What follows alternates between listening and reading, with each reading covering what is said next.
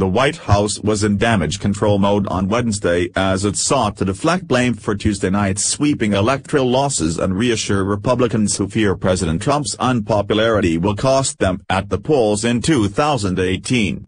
Democrats view Tuesday night as the start of a nationwide voter uprising against Trump. The party coasted to victory in governors' races in Virginia and New Jersey, while cutting into GOP majorities in state houses across the country. A person familiar with the president's political operation dismissed the notion that an anti-Trump wave is building, arguing that Democrats had merely held serve in states they were expected to win. New Jersey is a deep blue state and Virginia has gone for the Democrat in the last 3 presidential elections. The person chalked up GOP losses to history, noting that the party that controls the White House typically struggles in off-year governor races. Local dynamics also played a part, the person said.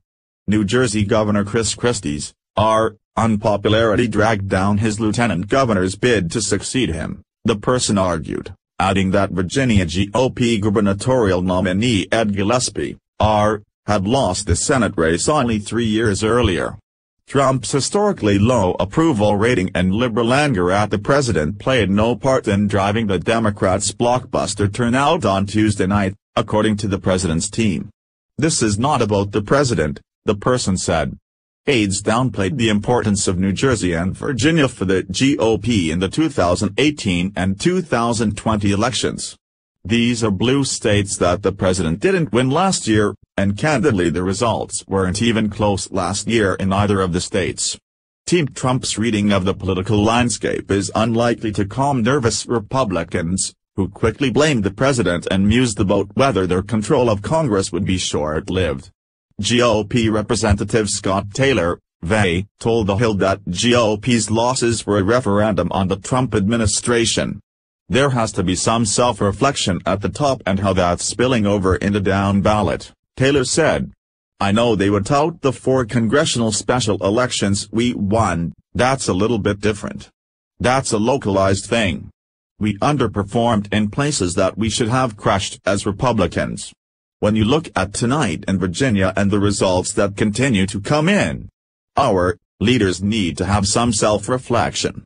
It was clear on Wednesday that Trump and his advisors were still searching for answers after the blowout on election night.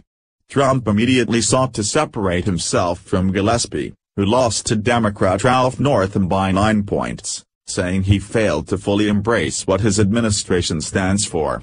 Trump sought to reassure Republicans that better days lay ahead, pointing to their 4 special election victories this year in the House and declaring that the economy is doing record numbers. That assessment appeared to contradict the argument of his own political team that the president was not a factor in the losses.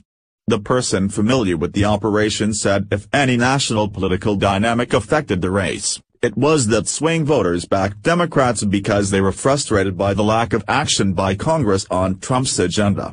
But the sentiments from the White House are unlikely to reassure GOP officials and donors, who fear electoral disaster awaits them in 2018.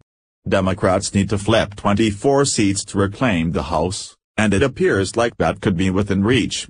So far, 29 GOP House members have announced they will not seek re-election, giving Democrats new opportunities to pick up seats. Republicans are nervously eyeing Trump's approval rating, which sits at historic lows at this point for a first-term president. They are also well aware that midterm elections are notoriously unkind to the party in power. Republican National Committee Chairwoman Ronna Romney McDaniel cautioned candidates against running away from the president. She argued that the RNC had raised more than $100 million in 2017, doubling up their counterparts at the Democratic National Committee, and said Trump's supporters make up the most engaged and energetic part of the conservative electorate. I will always say to any candidate in our party, the greatest enthusiasm in our party right now is for President Trump, she said on Fox News Channel. We're seeing it through the fundraising numbers. We're seeing it across the country. I see it as party chair. I absolutely think any candidate should be embracing the president. Speaker Paul Ryan, RWIS, said the election results increased the sense of urgency for the Republican-held Congress to pass its agenda. Republican candidates will be tied to Trump whether they want it or not, Ryan said on Fox and Friends. "We already made that choice," he said. "We're with Trump.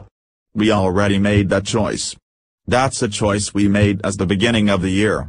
That's a choice we made during the campaign, which is we merged our agendas. We all agreed on that agenda.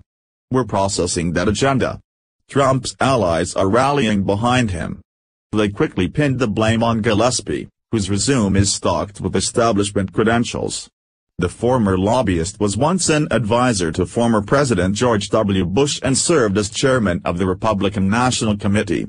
"Tonight proves you can't put lipstick on an establishment pig," said Andy Surabian, an advisor to Trump's former chief strategist, Stephen Bannon.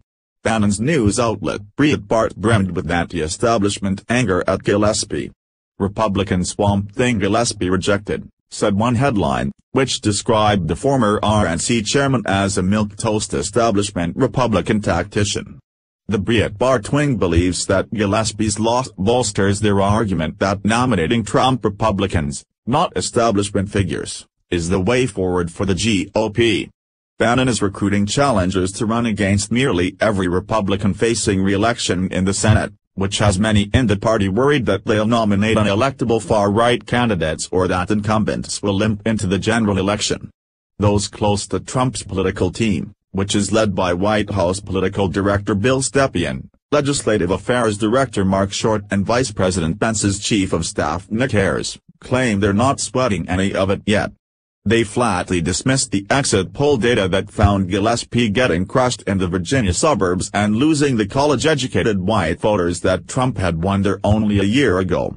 The onus for the 2018 election hangs squarely on Congress passing the president's agenda, the official said, because there are only a limited number of things the president can do to move the race.